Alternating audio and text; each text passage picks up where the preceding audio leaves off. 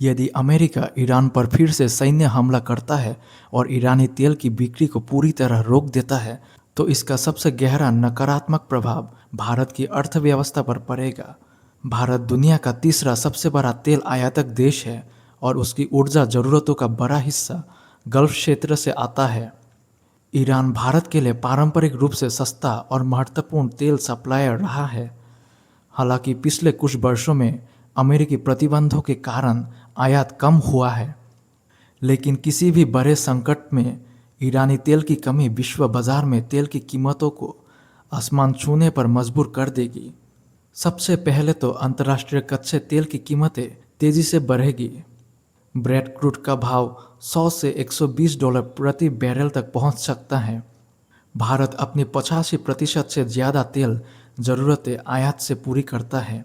महंगे तेल का सीधा असर पेट्रोल, डीजल और रसोई गैस की कीमतों पर पड़ेगा। इससे आम आदमी की जेब पर बोझ बढ़ेगा, महंगाई का स्तर ऊंचा हो जाएगा और इन्फ्लेशन नियंत्रण से बाहर हो सकती है। खासकर ग्रामीण और निम्न आय वर्ग के परिवारों पर इसका सबसे बुरा असर होगा, क्योंकि उनका खर्च ईंधन और परिवहन पर ज़्यादा होता है।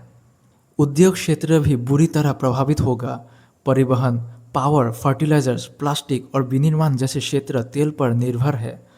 उत्पादन लागत बढ़ने से कंपनियों का मुनाफा घटेगा, निवेश रुक सकता है और बेरोजगारी बढ़ सकती है। एक्सपोर्ट कम होने से व्यापार संतुलन बिगड़ेगा। रुपया अमेरिकी डॉलर के मुकाबले और कमज़ोर पड़ेगा, क्योंकि तेल इंपोर्ट के लिए ज़्यादा विदेशी मुद्रा खर्च करनी होगी। इससे आयात महंगा हो जाएगा, जिसका असर इलेक्ट्रॉनिक्स, मशीनरी और अन्य जरूरी सामानों की कीमतों पर पड़ेगा। भू राजनीतिक रूप से भी भारत की चुनौतियां बढ़ जाएगी। गल्फ क्षेत्र में अस्थिरता बढ़ने से भारतीय श्रमिकों की सुरक्षा खतरे में पड़ सकती है।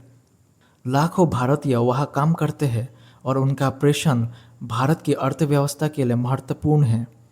इसके अलावा मालवाहक जहाज़ों की सुरक्षा पर असर पड़ेगा, बीमा लागत बढ़ेगी और व्यापारिक मार्ग प्रभावित होंगे।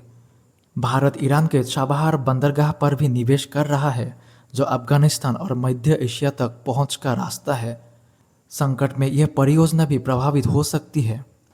ऊर्जा सुरक्षा की दृष्टि से भारत को वैकल्पिक स्रोतों की तलाश में ज़्यादा खर्च करना पड़ेगा।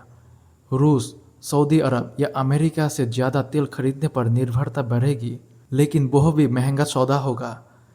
दीर्घकाल में नवीकरणीय ऊर्जा की ओर तेजी से बढ़ने की ज़रूरत तो है, परंतु तत्काल राहत नहीं मिलेगी। सरकार को सब्सिडी बढ़ानी पड़ेगी, जिससे राजकोषीय घाटा बढ़ेगा और विकास योजनाओं पर असर पड़ेगा। कुल मिलाकर यह स्थिति भारत की विकास गति को धीमा कर देगी। इन्फ्लेशन, मुद्रा अवमूल्यन, बढ़ती लागत और क्षेत्रीय अस्थिरता मिलकर अर्थव्यवस्था को कई मोर्चों पर चुनौती देगी।